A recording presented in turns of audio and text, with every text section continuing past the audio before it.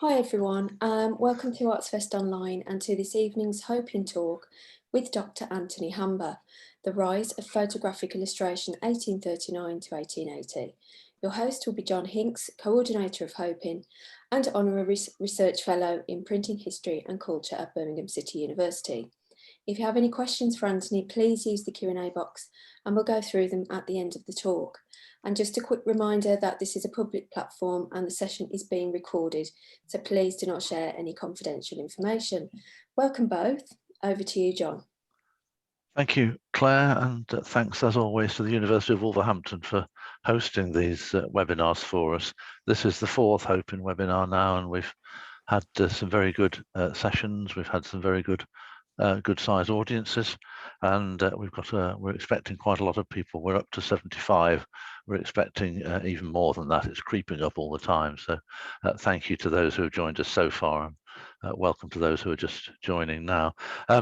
This is the first time we've had one speaker. We've previously tried having different numbers of speakers, 2 or more, to see how things go. But this is such an important topic that I wanted to let Anthony have the full hour. So we've got roughly an hour of talk, illustrated talk, lots of pictures I know are coming, and then we have up to half an hour of discussion. So feel free to put your questions in the Q&A box at any time. When we get to the discussion session, I'll then pick up the questions and put them to Anthony, who will answer them.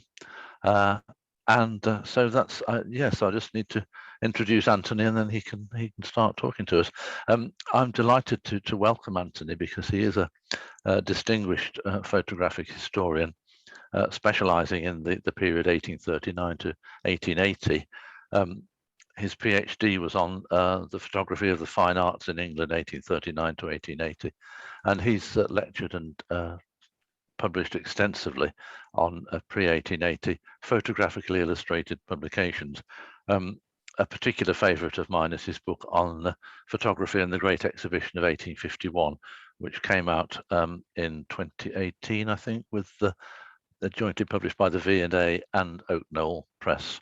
Who better to talk to us on the rise of photographic illustration 1839 to 1880?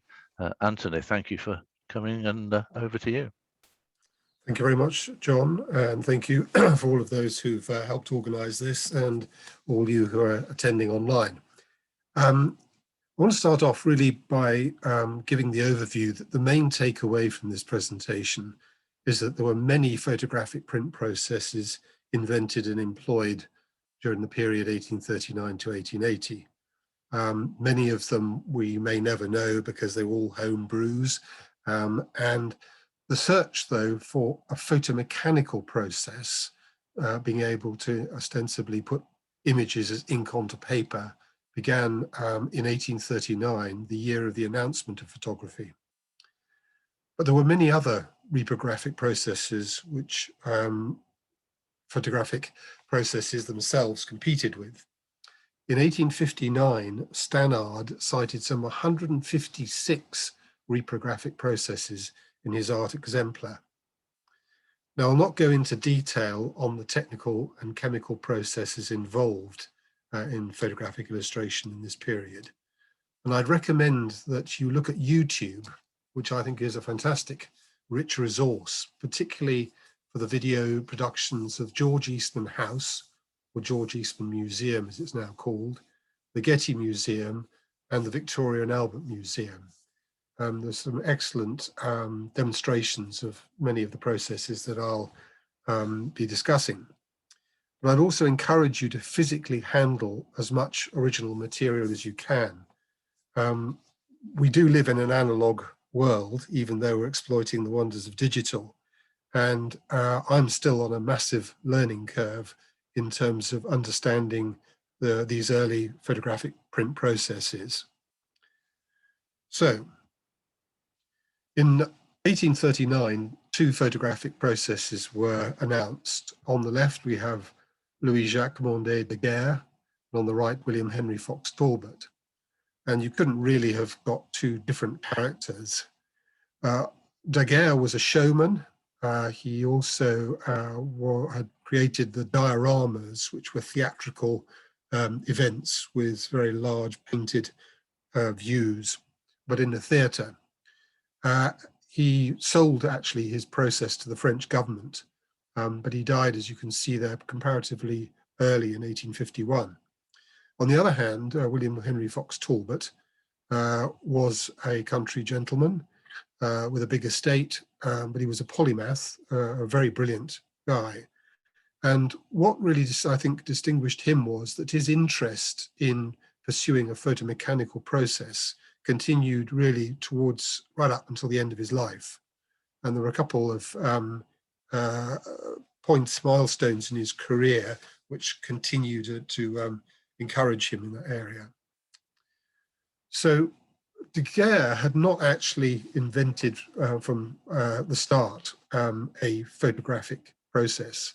He had actually started working with Joseph Nicephore Niepce, and Niepce had created what is largely considered the first photographic image. This is, you can see on the left-hand side in the frame, that is a plate onto which the print, the original print of Cardinal Georges d'Amboise was applied, and then daylight went through the print onto the photochemical substances on the plate. It was then, in essence, etched, and you could print off the plate. And so the print in the middle is a print from the plate that Nicephore Niepce had created. So by late 1839, the impact of the daguerreotype, particularly in France, was beginning to be fully appreciated. So this is an oft reproduced lithograph by Théodore Morisset, and it was published in a journal called La Caricature in December 1839. It really is worth going in great detail through all the scenes in here, but in essence, the camera and the daguerreotype has taken over the world. In the background, you can see the train and all the carriages are daguerreotype cameras. You can see the ship being loaded up with daguerreotype boxes, etc. So this is only a matter of months after the announcement of Daguerre's process. But I want to take two details from this lithograph. On the left-hand side, you can see the rather macabre view of what was predicted would come to engravers, all there hanging from the jib. Also, and I find this particularly interesting, that on the right-hand side is a detail which talks about daguerreotypes on paper and the system of Dr. Donnet. Now, what we know is that although the daguerreotype is on a silvered metal plate, it's unique. Very, very quickly, there were people trying to work out, in essence, how to engrave the plate, the silvered plate, and be able to print off it, and therefore to be able to get daguerreotype prints on paper, as this is suggesting. So this is one of my favorite images. It's a pretty large daguerreotype plate of the inside of the north transept of the Crystal Palace. You can see there the dimensions are 31 by 26 centimeters. So this is large. Now, I reproduced this in the book that was published in 2018. But the detail, even in the digital file that was supplied to me from the Bibliothèque Nationale in Paris, allowed details such as the one I've shown on the right-hand side of an equestrian portrait of Queen Victoria. Now, even from this resolution, which is below what actually you can extract out of this daguerreotype, you can see the label on the pedestal of the equestrian statue. You can see the catalogue number 74. But I was very interested to show this to a leading Victorian sculpture expert who was beside himself with excitement because he, for the first time, was able to work out how this, it's in fact a plaster cast, was supported. You can probably see there are two metal tripods that are underneath the horse supporting it.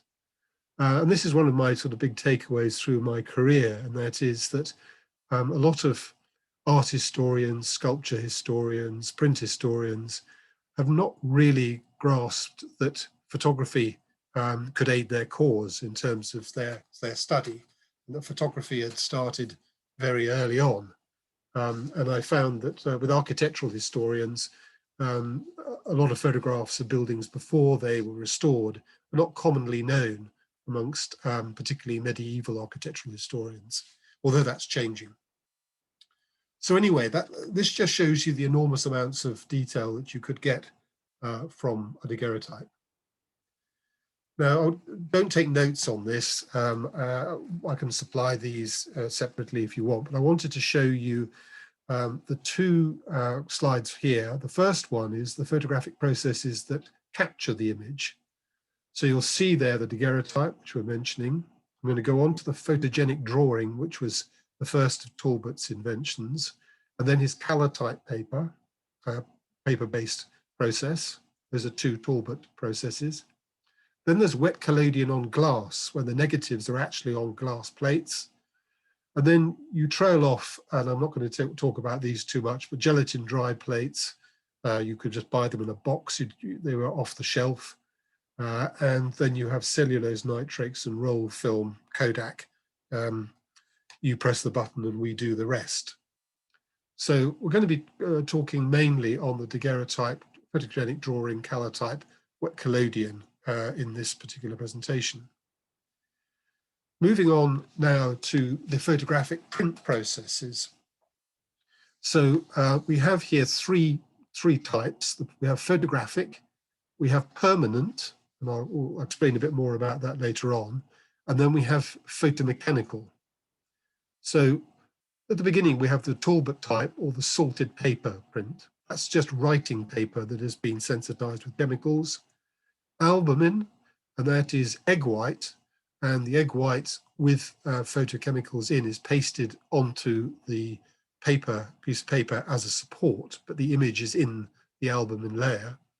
And then you can see there are various other processes, the carbon print coming in from the mid to late 1860s.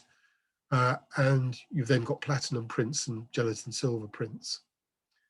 Then in the photomechanical, you've got photogravure, which is a bit of a specialist print process today, but you can see it started right off at the beginning of photography.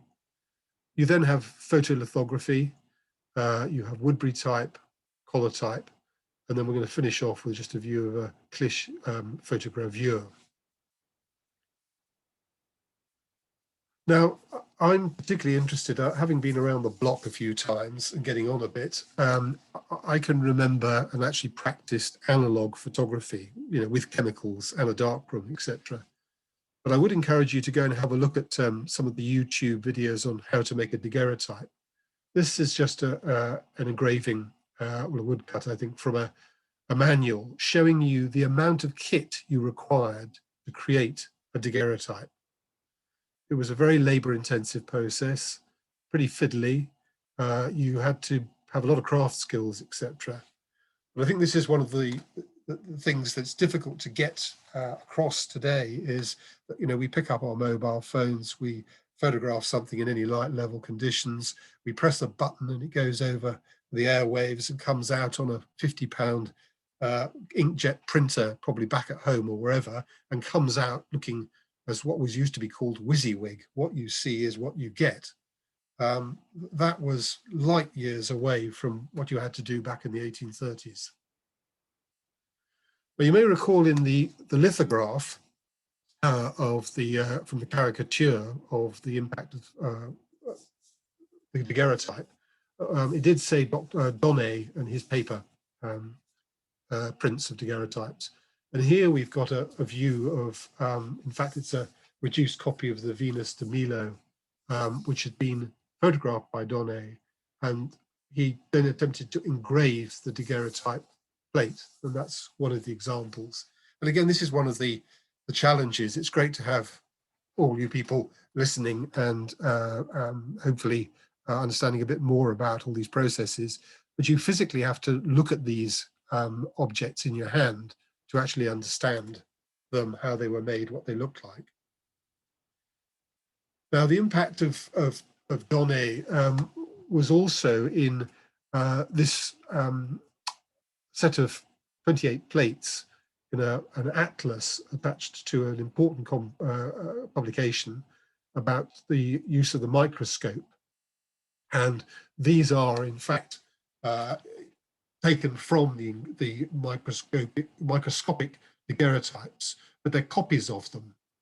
But this was a very important medical treatise.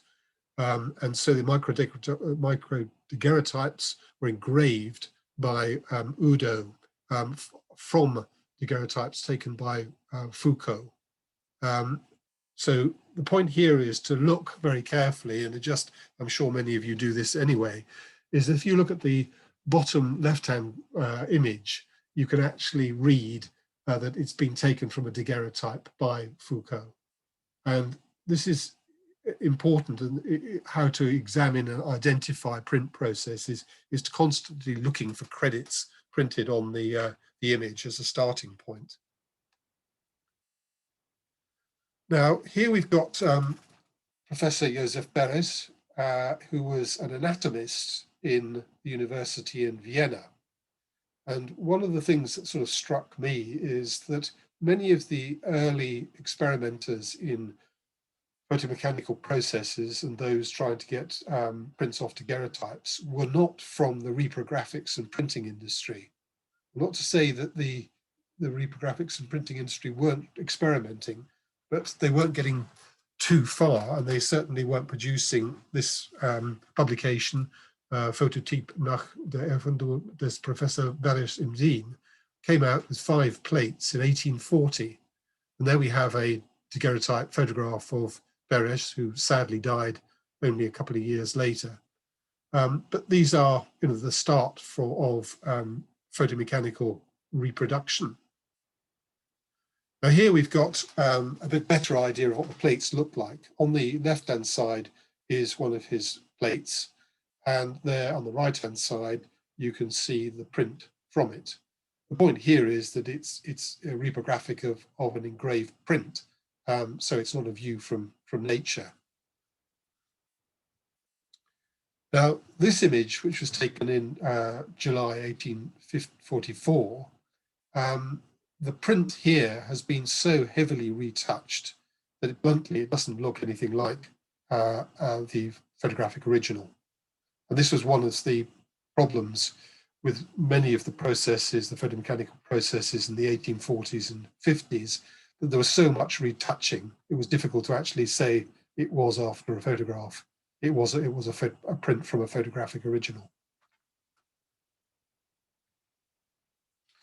Now, I just put this quotation, the cut and paste out of the Art Union from April 1841 on the screen, because it does indicate that there was a big market out there and money to be made from printing from daguerreotypes. So the last sentence reads, engravers might be much benefited and their labours shortened by the daguerreotype if their copper plates could be so prepared as to receive the photogenic reflections, and a fortune might be made by any individual ingenious enough to effect such a discovery. So, the race was on to try and make that fortune. So one of the other early practitioners of photogravure was Fizeau in Paris. And here is one of his photogravures of Saint-Sulpice in Paris from 1841. Now, we're using 21st century visual perception and quality criteria. I don't think that's too bad. It's reasonably good. What it doesn't have, though, it's having a smooth grayscale from dark blacks to details in the highlights. But, I think it showed the potential. And of course, when it came out, when it was printed in 1841, it would have been very impressive. What happened a lot in the beginning of the 1840s was publications after daguerreotypes. So this is one of these publications. Again, if you look at the bottom left-hand corner, you can see that it actually has been copied from a daguerreotype, but all the figures in there have been inserted. It wasn't possible, unless they stood absolutely dead still for a long time, to record a human being in the photograph. And also they wanted some artistic content in there. So that's a view of Livorno.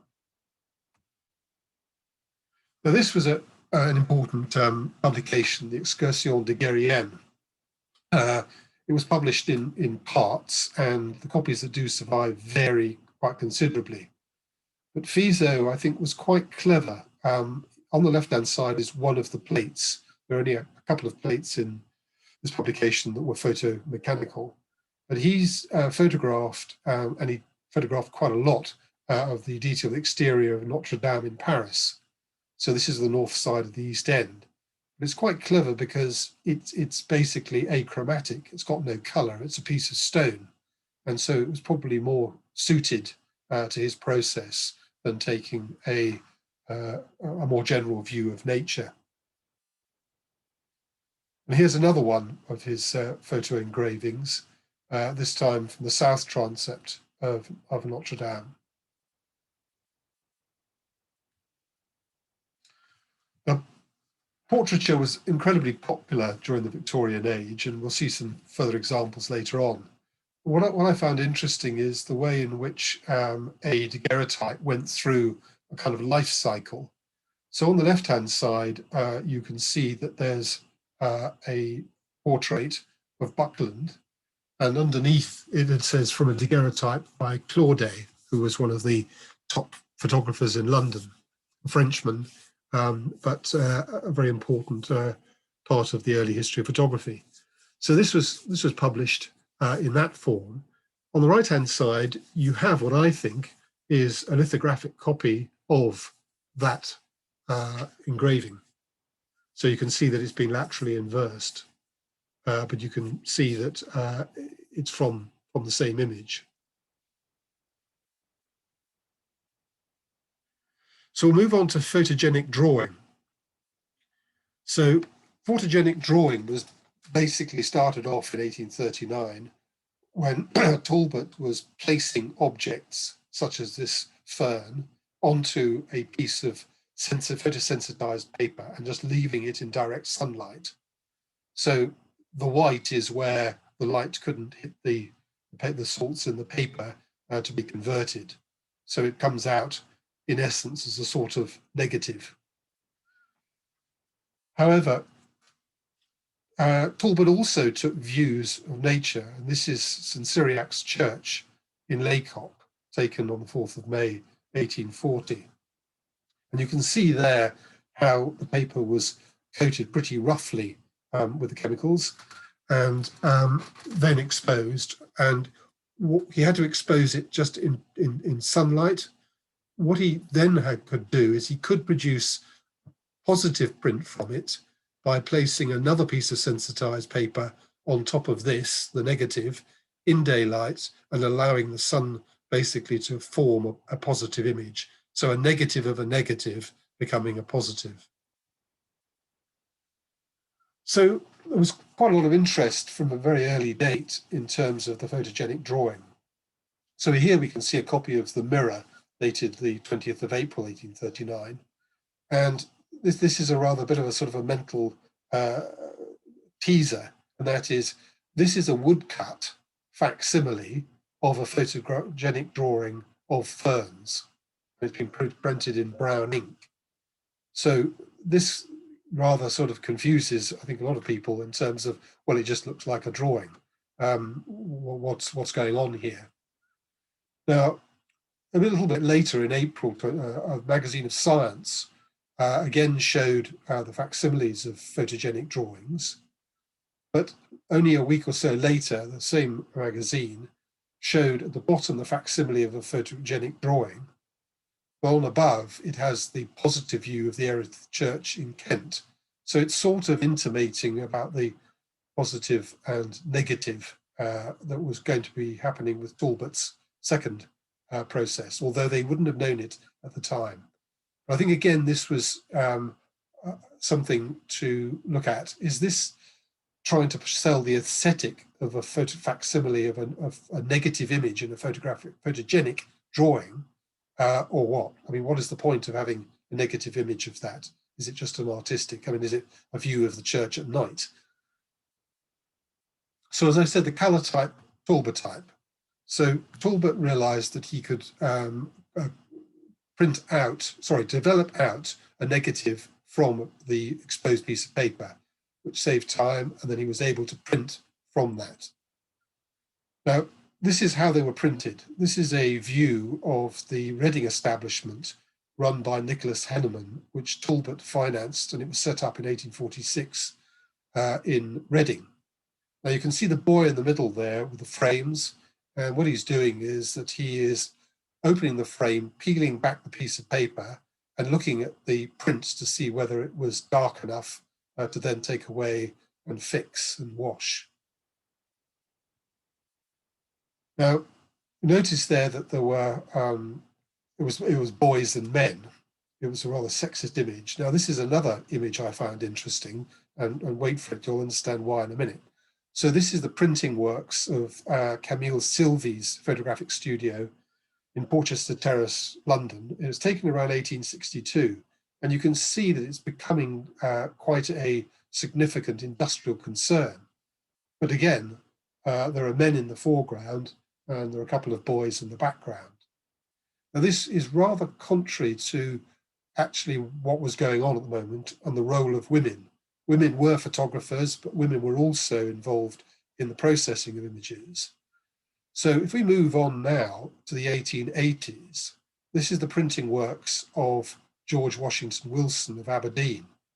And here are the teams of women working outdoors in specially constructed racks, some of which could be moved up and down to try and follow the sun. And you can see how many frames are up there. This was an enormous industrial concern. Just going back to the male-dominated printing works, somebody who visited the printing works and photographic studios of Adolf Braun in Dornach in Alsace noted that there were over 100 men and boys actively involved in the photographic printing establishment there. So again, I come back to the take your smartphone, take a picture, and then send it by the airwaves over to your inkjet printer. This is what was going on back in the period. And when you look at the time it was taken, you might be able to get a good print on a sunny day in 10 to 15 minutes. So this is not quick. Now here again, this is the oft reproduced image of the Kodak printing works in Harrow, building number 2, dated 1891, and again, it's women at work here. One thing that I was discussing with a photographic conservator, this is indoors now, and one of the things that you had to be careful about was the quality of the glass. And so ordinary glass has quite a green cast in it.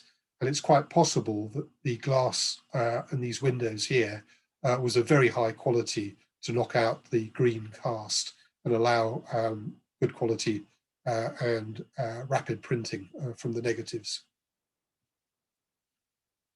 So if we move on to the paper, the salted paper process, this is one of the great landmarks which came out in parts from 1844. And a bit of a vanity publication because Talbot was paying for the printing of the images, etc., and some of the mounting. The point I want to make here is, you can read the caption at the bottom, is that the intention here is that there's a plate which has some accompanying text, but it's also noteworthy that there's no caption underneath the image itself. So there's the actual support, the mount, has got a pre-printed line frame, and then the prints were trimmed and then pasted accurately in the middle, although we'll see in a minute, maybe not. And here are a couple of examples. This is a reproduced one, The Open Door.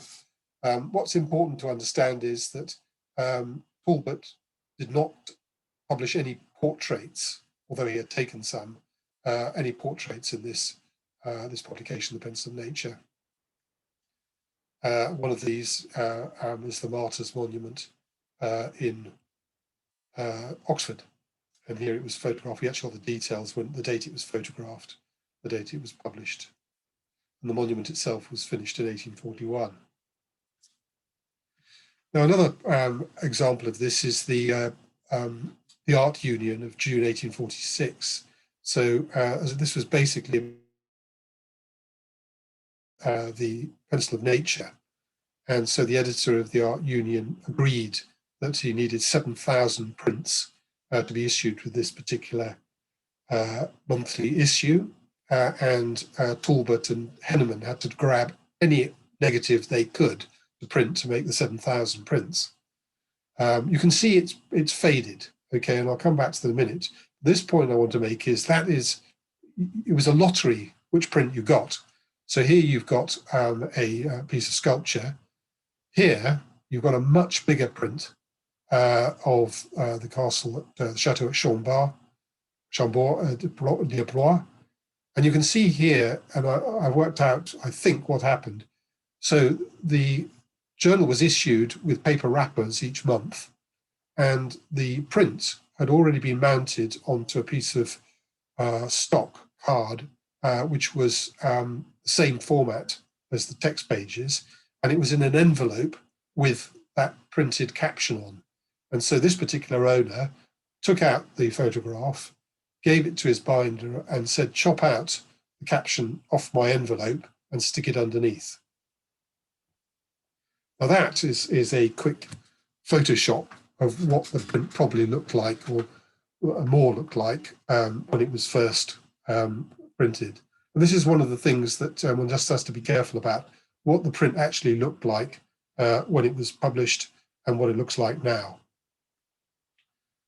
Now, we're moving on to the reports by the juries. 140 copies of the 4-volume presentation set of the reports by the juries were produced, and that required 20,000 salted paper photographs to be printed. Now, the contract was awarded to Robert Bingham, who set up an establishment in Versailles outside Paris to print from the glass plate negatives. And it was an extraordinary piece of mass printing of photographs. And to be blunt, nobody tried it on that scale for some time after that. It was 154 prints per copy. I'm showing you here some of the sort of practicalities of mounting the prints. Here we've got the registration lines, which should have enabled the mounter of the prints to align it in register to the page, but clearly it's been missed here.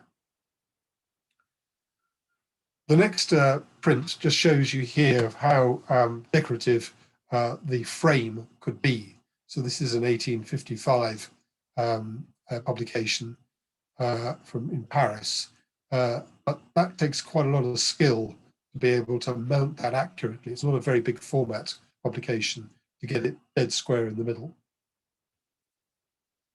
Now, just wanted to have a word about colour.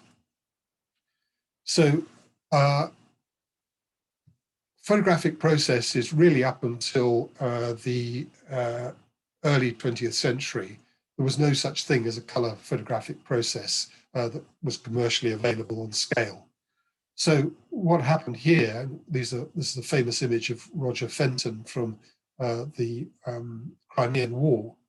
They're the same prints, but the right-hand side has been hand-coloured, and you paid a premium. What you can probably see, though, is it's only the figures that have been coloured. I don't believe the background has. And colorists, miniature portrait artists, found a new form of employment by working in colouring prints. Obviously, you paid significantly more, but this was a service. You could have prints either plain or coloured. but not all were particularly impressive.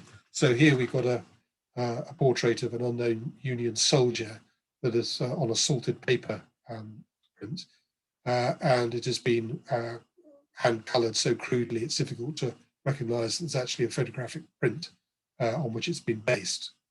And the point here about the salted paper print is that the image is actually in the fibers of the painting, of the paper support, not, as I said earlier, the albumen, where it's actually above the paper support. So another particular point here is spectral sensitivity.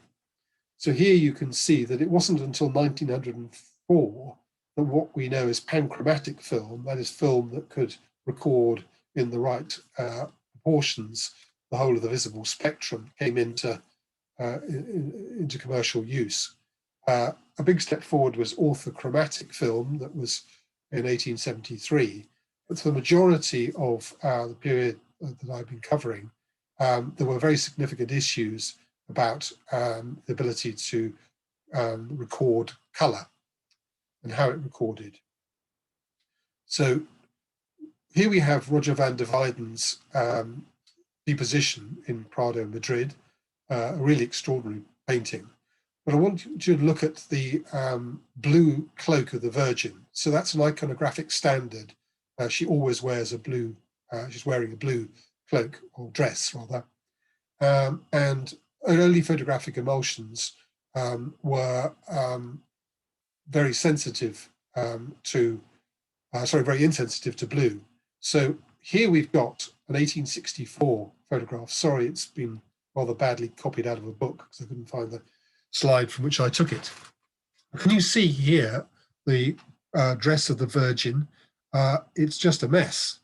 And it's a mess because it has been chemically touched up in order to give the appearance of some folds of drapery, because otherwise it would have just come out as completely white.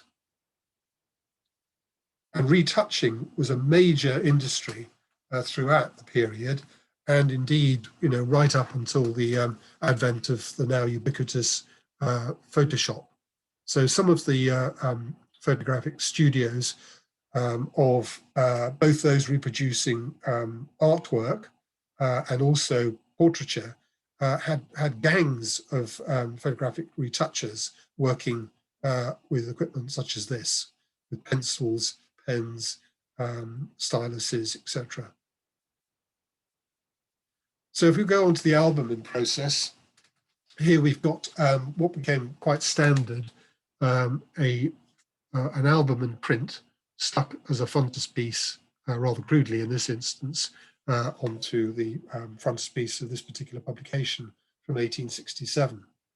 And I'm creating a database, or have been creating a database with a colleague, Stephen Joseph, for several decades now. And a quick statistical analysis says that about a third of the publications which had photographic illustration printed or published before 1880, over a third had just a single photographic frontispiece. So this was a very common format. And here we have yet another example of a frontispiece where again the mounter has missed the registration frame mark.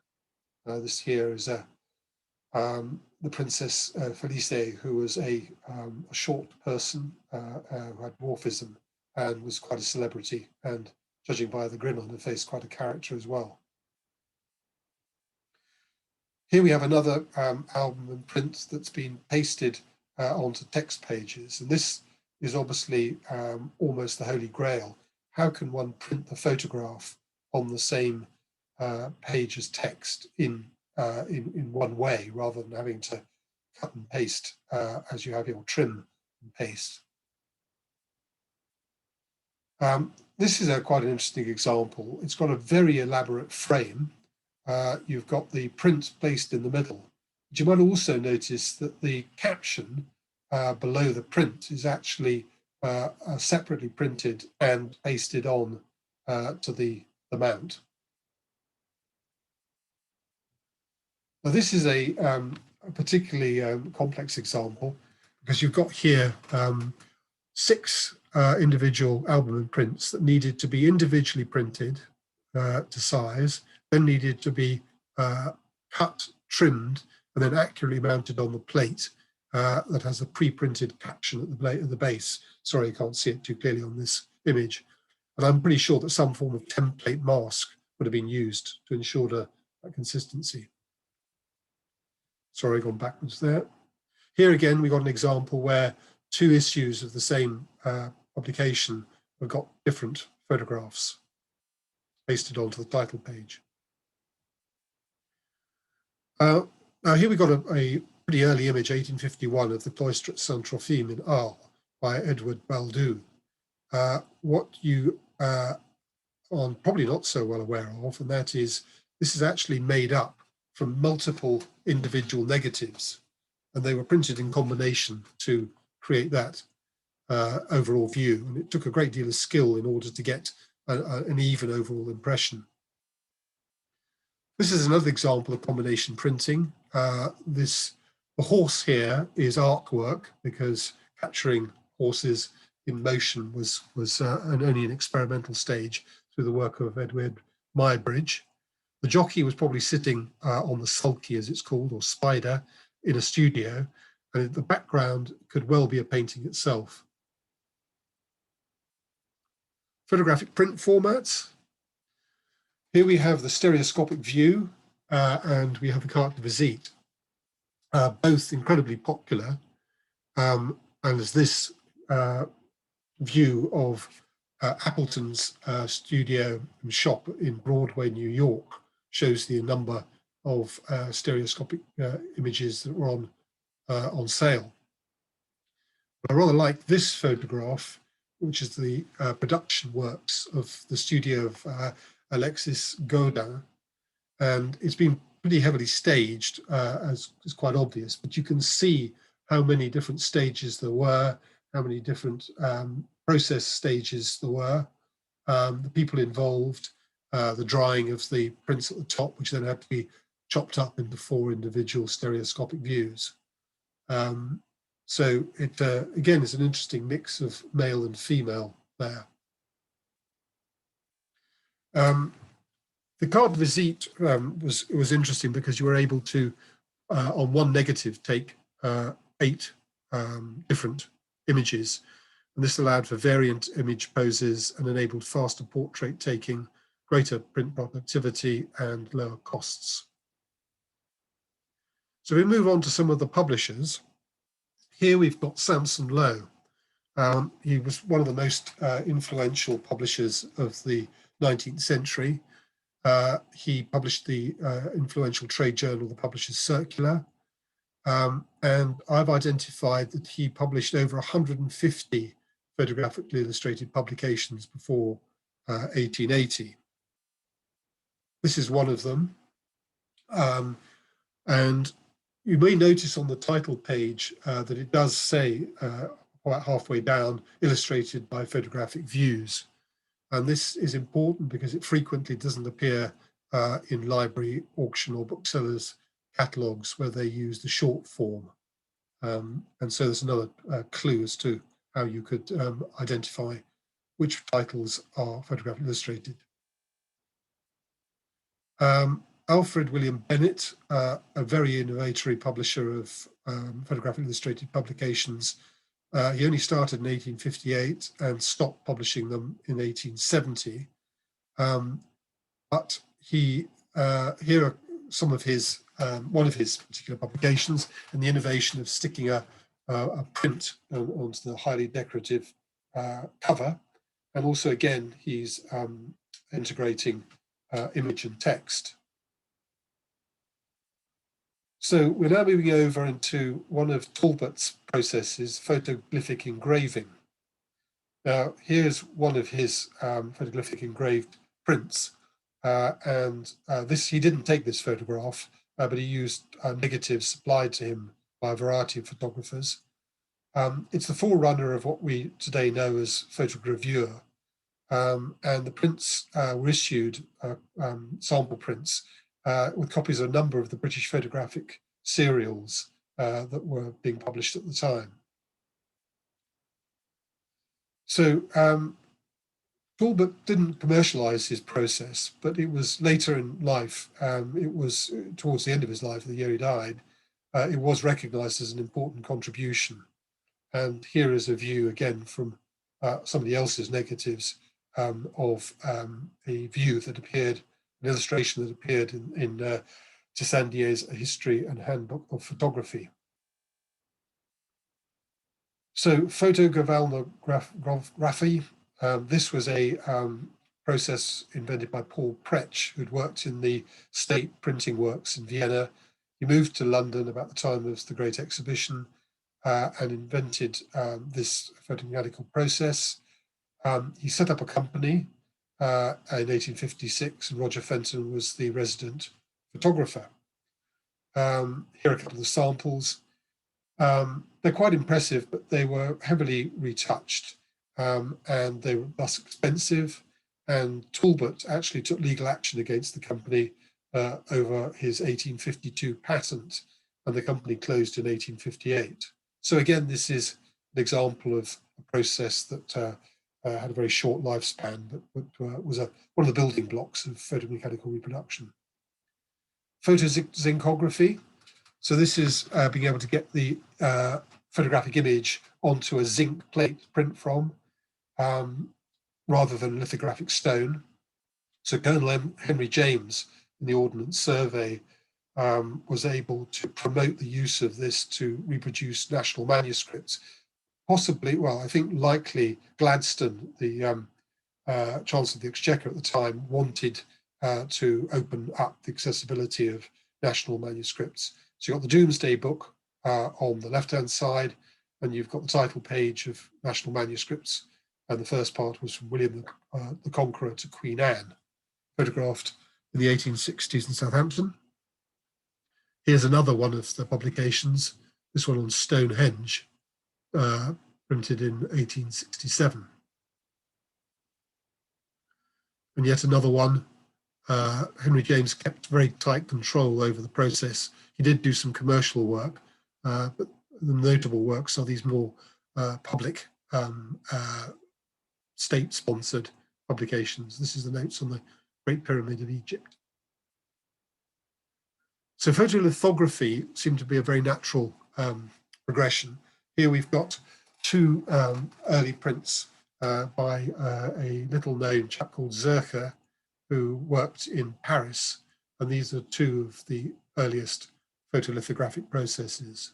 Sorry, examples of the photographic process that he created.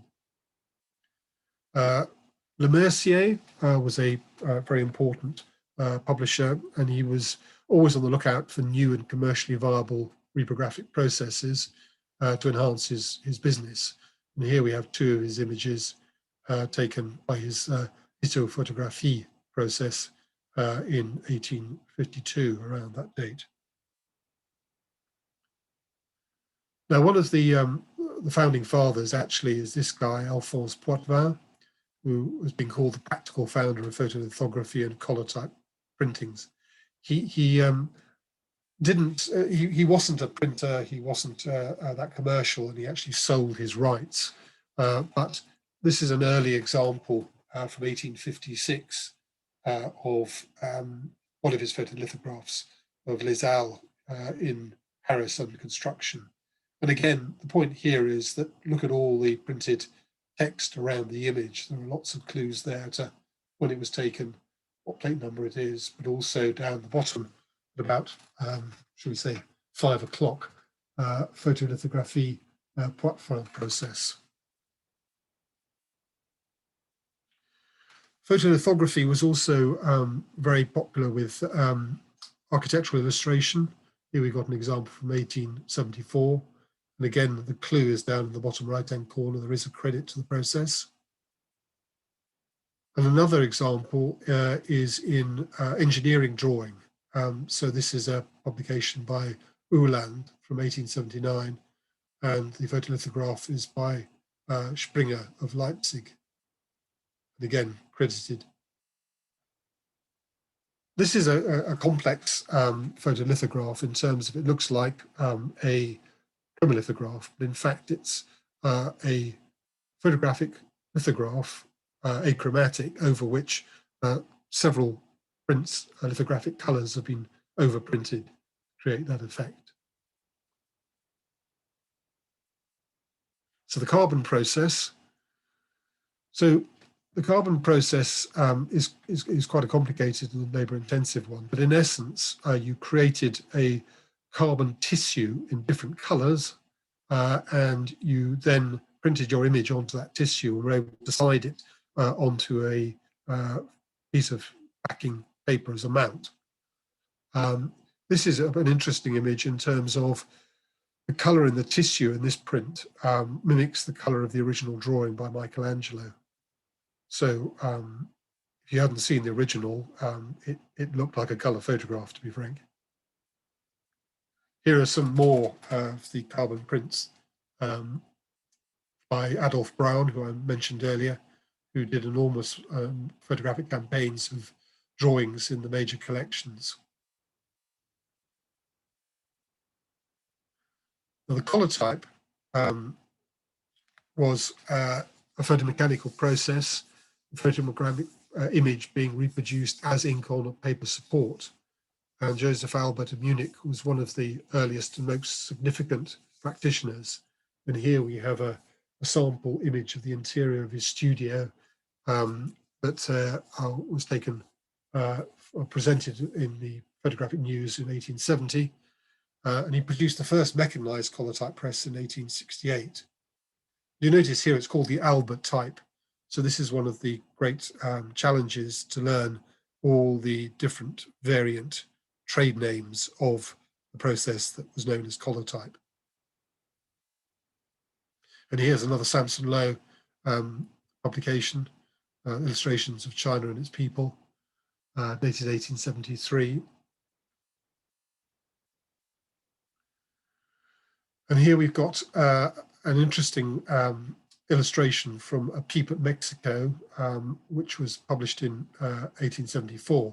And I've cut out from the introduction a statement here that talks about Messrs. Spencer, Sawyer, Bird and Co. Ealing, Middlesex, printed by the mechanical autotype process in permanent pigments. So Spencer, Sawyer, Bird and Co. purchased the patents, property and stock of the autotype Fine Art Company in 1873. And 1875, they renamed themselves Autotype Company. And so permanent pigments means collotype. So again, looking at the introductions, etc., of a book, you can pick out things such as this, as well as identifying the print processes. Here's another collotype, very high quality one from a publication on the medieval and Renaissance monuments in Saxony in Germany. And it was printed by Römler and Jonas, one of the leading collotype printers in Dresden. So the halftone process, most of the images that we see today are by the halftone process. That is a dot screen. I can show you the effect down in the bottom right-hand corner.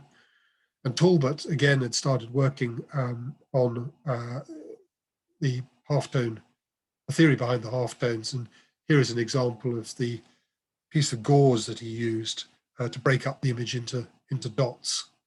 So again, I want to underline, Talbot's interest in producing a photomechanical process. And I think quite a lot of it was due to the horrendous experience he had with the printing of the photographs for the reports of the juries to the 1851 Great Exhibition, which went totally pear-shaped for him and was to do with the quality of the prints that Henneman, his associate, had produced and were rejected. So I think he was fired up by that to get into photomechanical processes. This is a very interesting, an early example of halftone relief screen process. Here we've got a page from the Daily Graphic of New York from December 1873, and you look at that and think that that page could be from the 1950s or 1960s. It's not, but only 4 illustrations of this process, which Horgan had used a patented process by Lego and Daguerre from Canada, which was patented in 1869. And I think that just shows you that some very high quality halftones were being produced on newspaper stock very early on. The Woodbury type process produced by taking a piece of dichromate gelatin and producing a lead form, taking a piece of lead and pushing the gelatin dichromate into a mold that was then filled with ink and pressed at enormous pressure into a sheet of paper. And the resulting prints need to be trimmed and then mounted similar to the Albumen print. You can see here that 500 tons of pressure were required to produce a 14 by 10 inch print. And here you can see a modern print. You can see that the highlight areas are raised significantly off from the remainder of the print. You can also see how all the ink is squidged out around the corner, so it was quite a messy process. The Woodbury type did produce stunning images, and here we've got an overlap with the demand for portraiture. This is the Men of Mark series from the late 1870s. Here's a portrait of Charles Darwin. The French equivalent, Galerie Contemporaine. Here we've got a Woodbury type, which the French called Photogenic of Alexandre Dumas. Here's another one, Paris Théâtre from 1874, and note the French style of exceptionally decorated frames.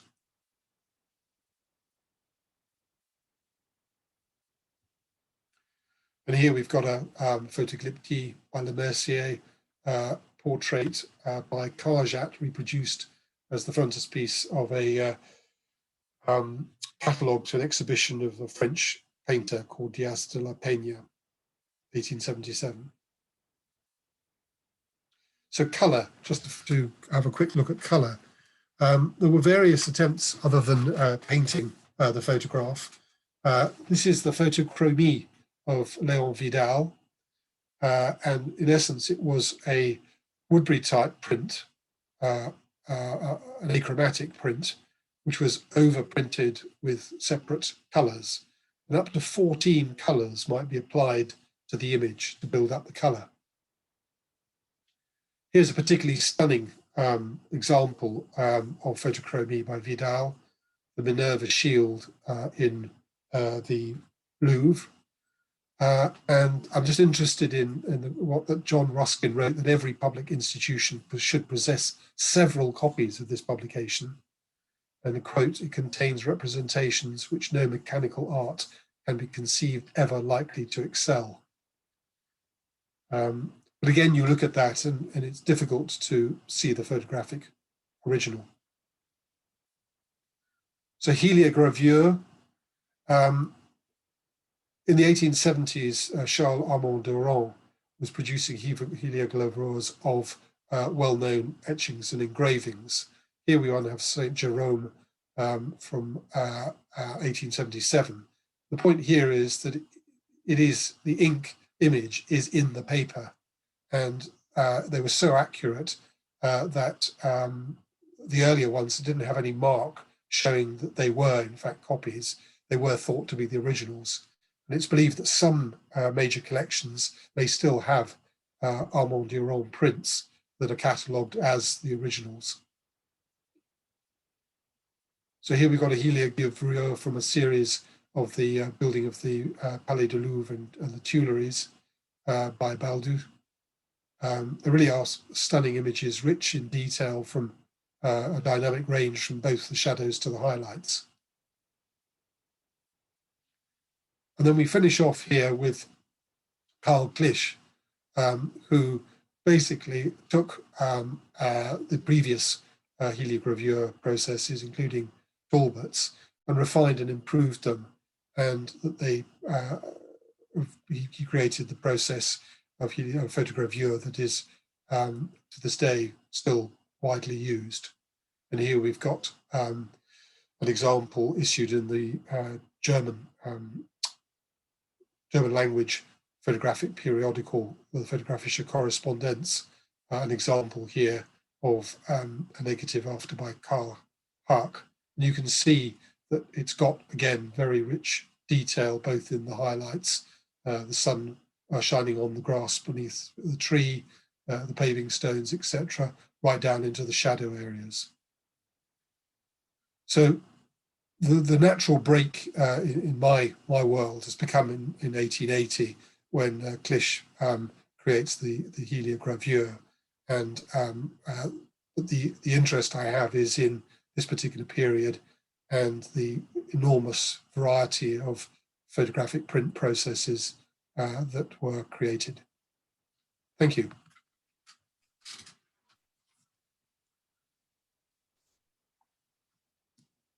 Thank you very much, Anthony. That was extremely interesting. You covered a huge amount of ground in an hour, and you've made me want to find out lots more about all of these different processes, some of which I know a bit about, some of which I hadn't heard of before.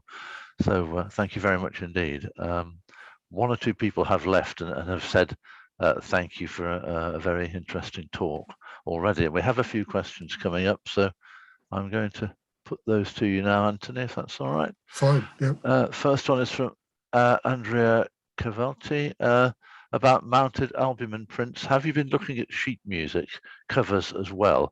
I'd be curious to hear your overall impression of subjects, if you've seen enough. Well, yes, I have.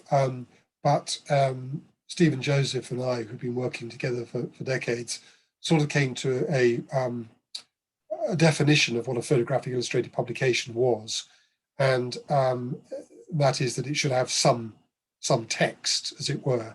And we weren't sure that sheet music, this is a distinct genre of sheet music that had a pasted on albumen print on the front cover, was defined as classified as a photographic publication. I'm coming to the feeling it should be, but yes, I haven't examined those in enormous detail, but I'm fully aware that they existed. Yep. Okay. Thank you. We've got an anonymous one here. It was wonderful to see the images of people and the print works early on.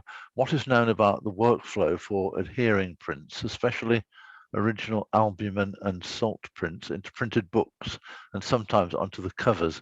Did the publisher or the photographic studio arrange for that work? And is anything known about the workforce? Were they women or girls? Do we know anything about their pay rate and such like?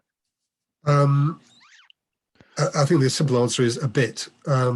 We know that in the early days there were quite a lot of discussions about what you should use to mount albumen prints.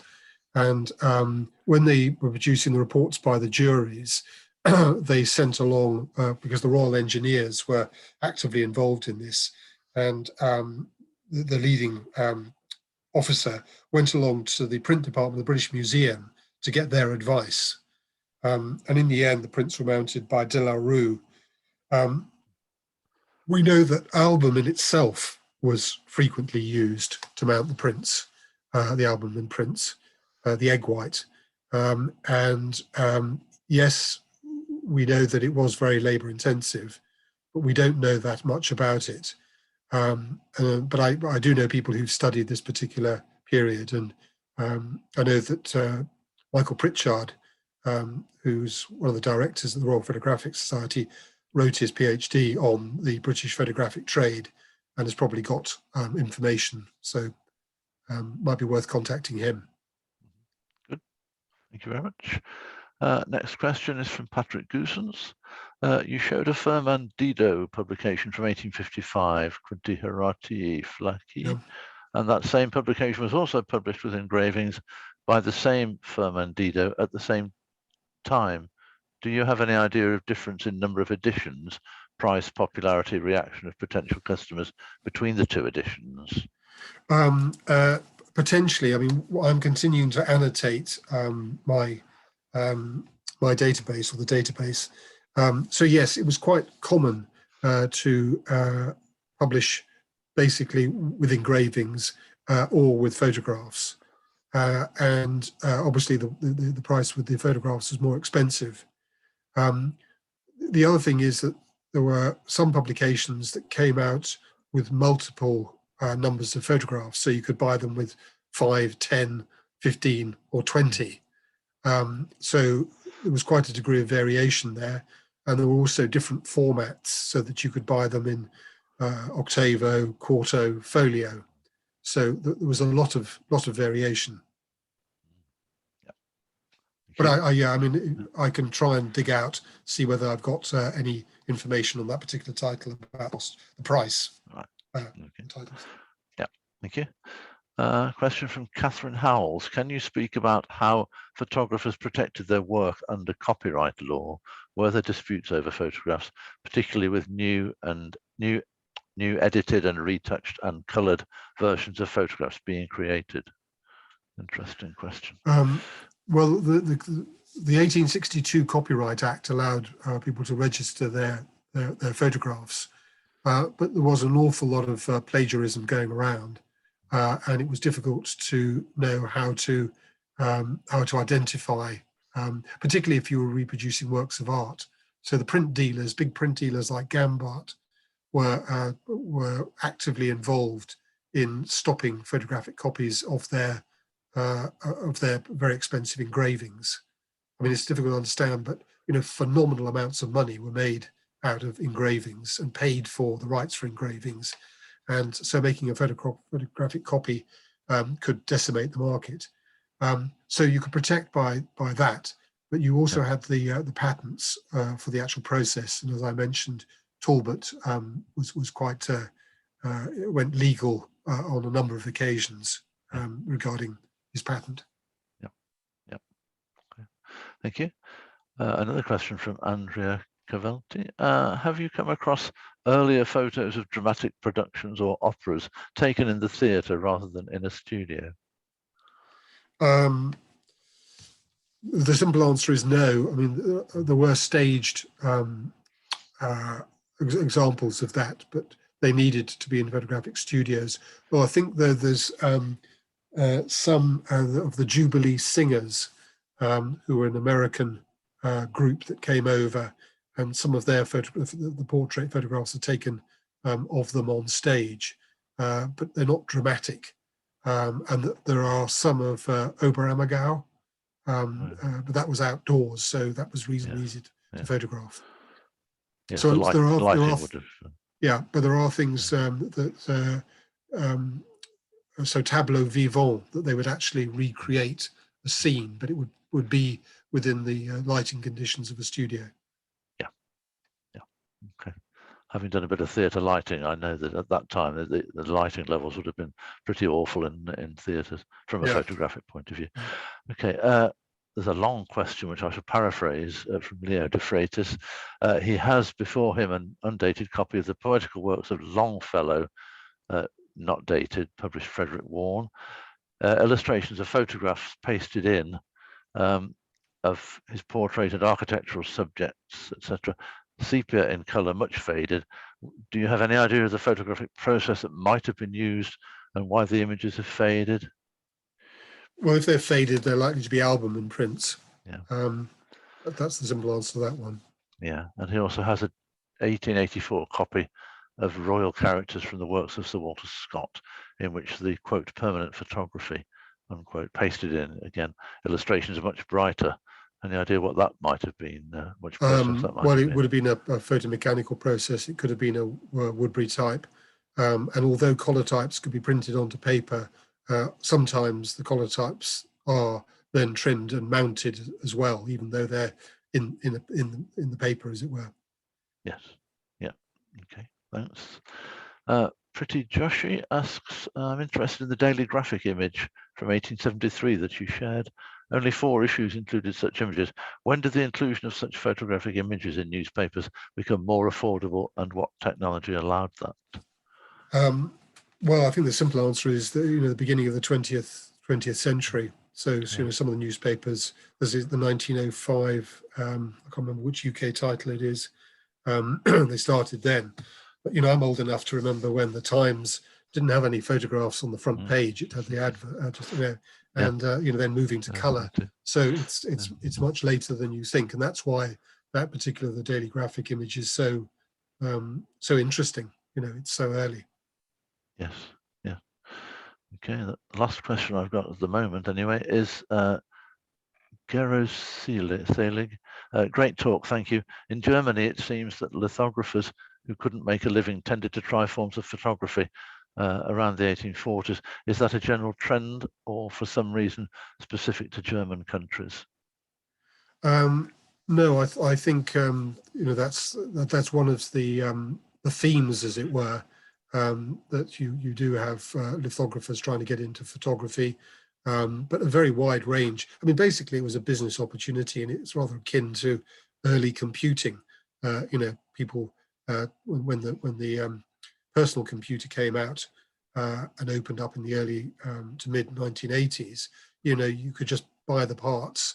Put them all together and then say, there you are, there's your Hamba PC. And so, you know, you didn't even have to be an electronics expert.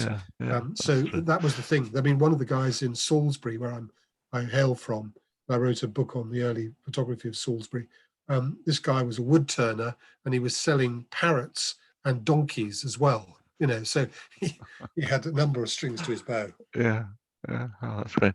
I've got a question myself, actually. We don't have any more up at the moment. There's time for one or two more if people want to ask a question. Put it in the Q&A box. My question was, you referred to, I think I saw it correctly, an etched daguerreotype plate. Can you just explain how etching works? I understand about etching as a printmaking process. I don't quite get how it fits with daguerreotype.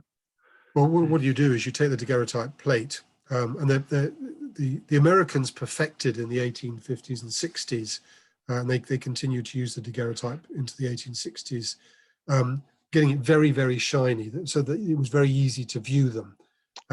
What you did was that you covered the photographic image and could then etch through that covering to etch into the plate. I see. Okay, and then you would wash off the coating you'd put on, and you'd have an engraved plate. The problem with that process, I mean, that's a very sort of simplistic view of it, but because it's a silvered plate, you could only get so many impressions from it. And also, as you could see from that view of Saint-Sulpice, to actually get a lovely, smooth grayscale was difficult. So the problem was, you know, to be able to etch, literally acid through, to be able to get the plate ready to be inked up was a challenge in itself. Then it was because it was soft metal, it would start deteriorating. Although I never worked out, I'm still trying to get my head around why they didn't electrotype the plate to produce a copy, which they could then, you know, copy of a copy of a copy. Yeah, yes, interesting. Good. Well, thank you very much, Anthony. I think we've no more questions as far as I can see. No. So thank you for an excellent talk. Thank you for answering all our difficult questions very ably, and thank you very much for sort of whetting our appetite to find out more about all these different processes. Before we finish, I just want to say a few thank yous, and I want to plug the next event as well. So thank you, obviously, to our distinguished speaker. Thank you to the audience. Thank you to those who've asked questions. And to the many who haven't, otherwise we'd have been running out of time. Thank you to University of Wolverhampton, especially to Claire and Elena, who've been looking after us in the background very well, making sure that everything worked and that we didn't have any technical problems. Once again, we've had no problems with these webinars so far. The next event is on the 8th of July. Two speakers, Caroline Archer and myself. Caroline's talking about Michel Bouchot, 1902 to 65, Ritz Trente Typogramme, Paris Type Foundry, and his works. I am going to be talking about Sir Francis Seymour Hayden and the British etching revival. Sir Hayden was 1818 to 1910, and he was an amateur, but was a distinguished printmaker and promoter of printmaking and etching in particular. So the details of all these events are on the website of the Centre for Printing History and Culture at Birmingham, so you can find them, and you'll find booking links nearer the date of the event. You'll find a booking link on there. If you join HoPIN, you will get emails from time to time telling you about various events, and not just HoPIN events, but other interesting things as well. So if you haven't joined HoPIN, email me, john.hinks@bcu.ac.uk, and I will sign you up. There is no charge for attending events. There's no charge for being a member of HoPIN. So what's not to like? Thank you again, Anthony, and thank you to everyone for coming along and listening and taking part, asking questions. Thank you. That's it. Claire, do you want to just wind up for us? Yeah, thanks very much, John. Oh, thank you, Anthony. That was wonderful. Thoroughly enjoyed that. What an amazing presentation. A great speaker. Thanks, John, for hosting. As John said, the next HoPIN is on the 8th of July. But before then, we have some other ArtsFest Online events. The next one is Thursday, 13th of May at 7 p.m. and it's the first talk in our Festival of Britain season, which is a series of events commemorating the 70th anniversary of the festival and its impact in the Black Country. You can book for free through Eventbrite, so we hope to see you there. Thanks all for watching. See you soon. Bye. Thanks. Bye. Bye.